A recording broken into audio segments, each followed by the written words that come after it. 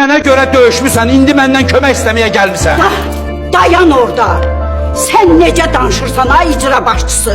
Bu oğlan sənə görə yox, torpaq üçün döyüşüb. Sənin kreslon üçün yox, bayraq düşməsin deyə döyüşüb. Bu ayağını kabinetdə itirməyib.